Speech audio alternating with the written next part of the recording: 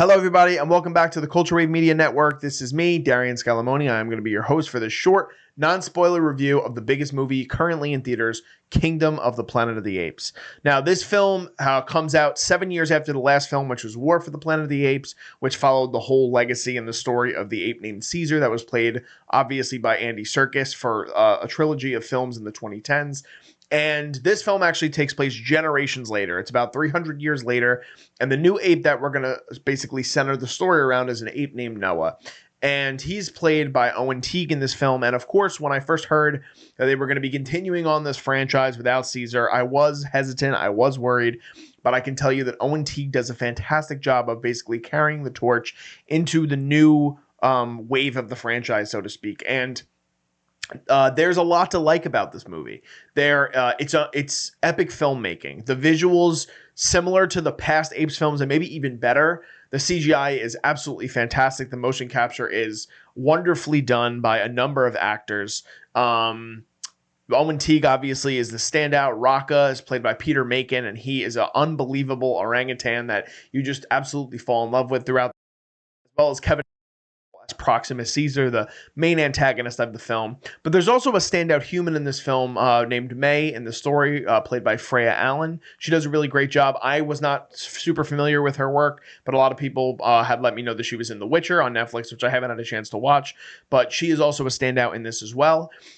Things to like about this movie, there is a lot. Again, they do a faithful continuation of this franchise. You're not going to feel short-sighted or sort of cheated out of the Apes movies that you've come to know and love, the ones that Andy Serkis was a big part of, the ones that Matt Reeves worked on. This film feels like a continuation. Now, is it my favorite of the Apes movies? It isn't, of the ones that I have seen. Now, I haven't seen the original ones from the 60s and the ones that came out in the 2000s that Tim Burton did. My franchise is the ones with Andy Serkis, but this is a very faithful and great way to sort of bring us back into the franchise. And obviously, with the numbers that it's doing opening weekend, a lot of people feel similar to that. But yeah, the movie is epic. There is really great dramatic and emotional moments. And to me, a big takeaway is that it's just so remarkable to see how far motion capture has come and have a movie basically led 90% by apes and CGI and motion capture performances. It's really, really fun. It's really remarkable. But so some of the cons for me, I do think at times the movie struggles with pacing. There are some really interesting dips and highs and lows in terms of where they're going to go with the story and the runtime. The movie does run 2 hours and 25 minutes, so it is a long movie. And another con for me is that it did feel a bit formulaic. I actually said in the spoiler review, which you guys can check out on the channel tomorrow, when I was talking with my co-host Vinny, I said that it felt a lot like the story that came in Avatar: The Way of Water, which is a movie I loved from a couple of years ago. And ironically enough, the story by credit in Avatar: The Way of Water is the screenwriter that did this movie. So it is interesting, that kind of takeaway for me. But it doesn't completely hurt the movie at all. Wes Ball does a really, really great job of immersing you in the story and bringing you back to this universe that you know and one that you love if you are a fan of the franchise. If you haven't seen those other three movies, I do recommend going back and just seeing them just because of the quality. And there is this particular part in this movie that is a great takeaway if you know sort of the backstory that came before it. But you can go into this sort of blind if you wanted to, because they give you a little bit of a rundown at the beginning of this movie. But yeah, Wes Ball does a really great job here. I actually read something on IMDb before I started recording that said Wes Ball's pitch for this movie was Apocalypto with apes, which is really interesting to me.